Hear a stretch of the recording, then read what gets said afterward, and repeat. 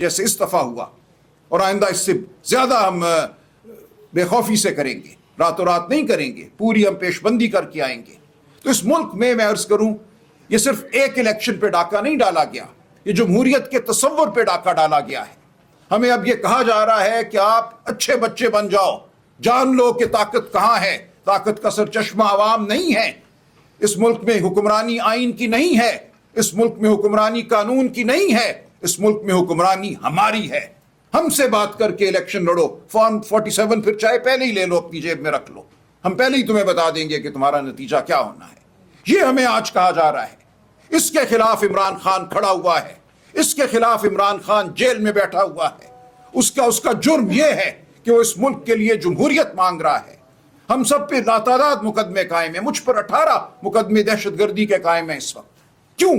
क्योंकि मैं हक बात करना चाहता हूं, मैं नहीं हटूंगा इससे पीछे। डालें मुझे किस कोठरी में डालते हैं, वहां भी मेरी आवाज गूंजेगी और यही कुछ कहेगी जो मैं आज आपके सामने कह रहा हूं। इस मुल्क पे डाका डाला गया है, इस मुल्क के कानून पर डाका डाला गया है, इस मुल्क की अखलाकियात पर डाका डाला गया है, और हम बोलते रहेंगे, आखिरी दम तक बोलते रहेंगे।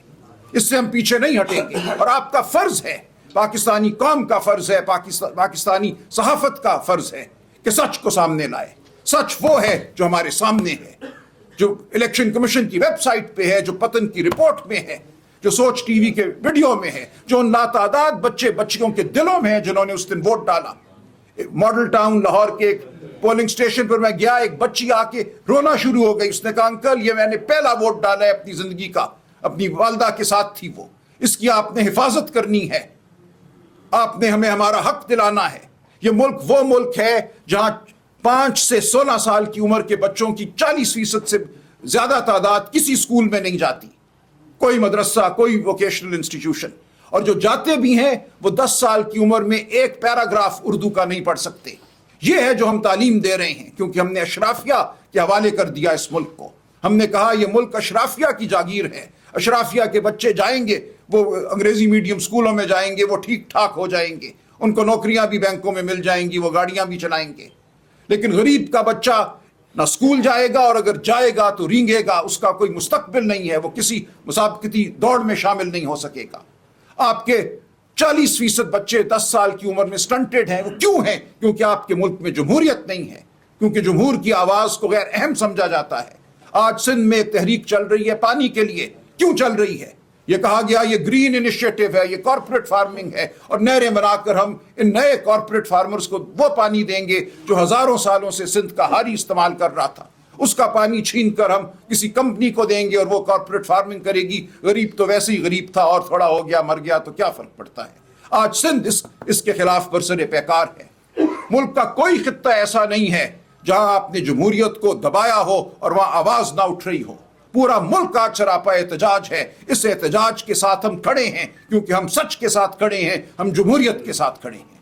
आप सब लोगों का एक शॉर्ट नोटिस पे यहाँ आने का शुक्रिया।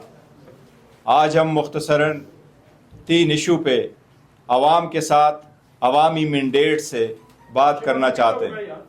सबसे पहले हम ये बात करना चाह रहे हैं कि 1 साल पूरा होने को आया, पाकिस्तान तहरीक इंसाफ को अवाम ने मैंडेट दिया था। नेशनल असम्बली में पहली मरतबा हमारे पास 180 सीटें आई थी। पंजाब में हम मेजॉरिटी में थे और केपी में हमारे पास 2/3 मेजॉरिटी थी। ओवरनाइट ये सारी मेजॉरिटी ख़त्म करके फॉर्म 47 की हुकूमत के लिए रास्ता हमवार कर दिया गया था। इस पाकिस्तान में तो क्या इंटरनेशनली भी अगर कोई वीलॉगर है, यूट्यूबर है, सोशल मीडिया इन्फ्लुएंसर है, प्रिंट या इलेक्ट्रॉनिक मीडिया है, या कोई भी इवन एकेडमी में भी किसी को पढ़ाने वाला है, वो एक चीज़ ज़रूर जानता है कि पाकिस्तान में 2024 के इलेक्शन के रिज़ल्ट ओवरनाइट चेंज हो गए थे। हमने कई मरतबा कहा भी, एहतजाज भी किया, जलसे जुलूस भी किए, हमने पिटीशनें भी फाइल की, हमने दरख्वास्त की, मुतालबात भी रखे कि कोई कमीशन हो, इस बात का तयन हो कि अवाम का मैंडेट का एहतराम हो, कभी वोट चोरी ना हो, जिसके हक में वोट डाला गया हो उसके हक में वोट काउंट किया जाए। न कमीशन बना, ना हुकूमत ने उस पर गौर किया, ना अदलिया ने उसका नोटिस लिया, ना इलेक्शन कमीशन जो इस सब काम में मुलव्वस था और बराबर का शरीक था।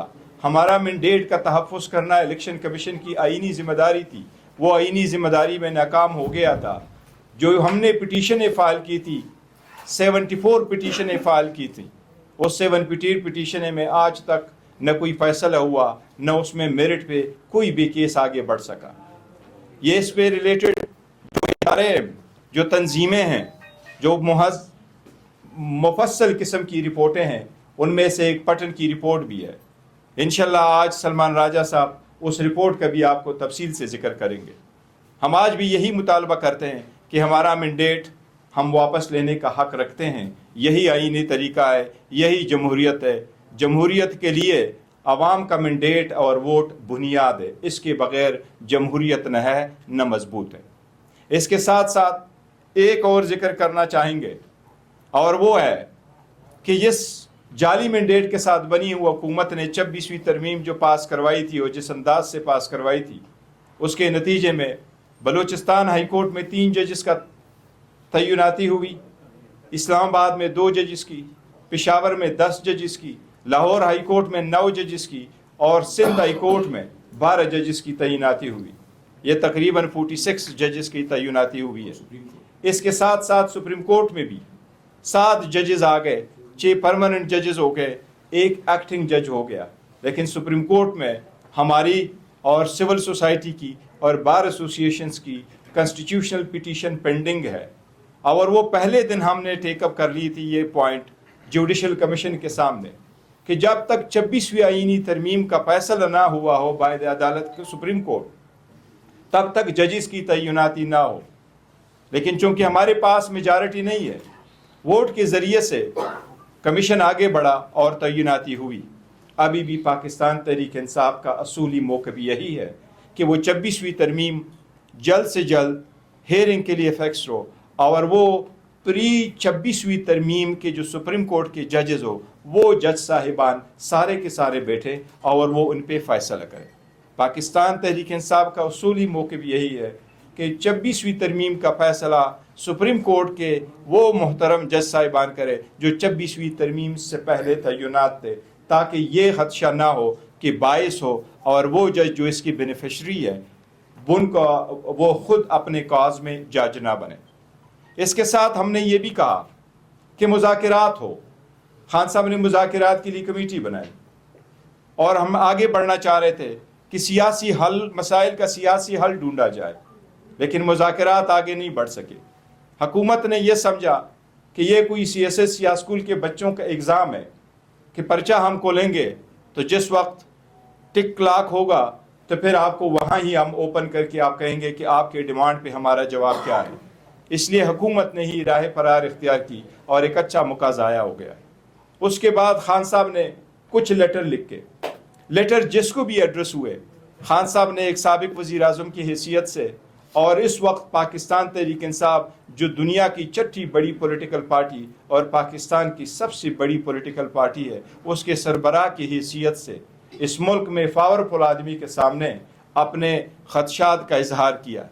عوامی جذبات کا اس لیٹر میں عکس ہے. خان صاحب نے کہا فوج کی بڑی قربانیاں ہیں, ہم اعتراف کرتے ہیں, لیکن پبلک میں اور فوج میں خلیج نہیں ہونا چاہیے. خان صاحب نے ان کے کچھ وجوہات بیان کیے کہ کچھ ایسے اقدامات ہونے چاہیے جس سے خلیج کسی صورت پیدا نہ ہو, لیکن یہ ویری انفارچونیٹلی کہ اس لیٹروں کو ایک دوسرے کو پاس آن کیا جا رہا ہے اور اس پہ بھی خاطر خواہ کوئی کارروائی نہیں ہوئی. اس پہ ہم اسمبلی میں بھی بات کریں گے, سینٹ میں بھی بات کریں گے. جب سینٹ اور اسمبلی میں پوائنٹ مانتے ہیں یا پوائنٹ آف آرڈر ملتا نہیں, ملے تو میوٹ ہوتا ہے. اور اگر آپ اتنی بڑی پولیٹیکل پارٹی, ان کے ورکر, سپورٹر اور لوگوں کو آپ اتنا سپیس نہیں دیں گے تو یہ سپیس آپ کا کوئی اور لے جائے گا. یہ جمہوریت کے لیے اچھی بات نہیں ہے. اب وقت ہے کہ دانشمندانہ فیصلے کرے اور ملک کی بہتری کے لیے وہ فیصلے کرے جس میں سب کی فلاح ہو. جی شبلی صاحب.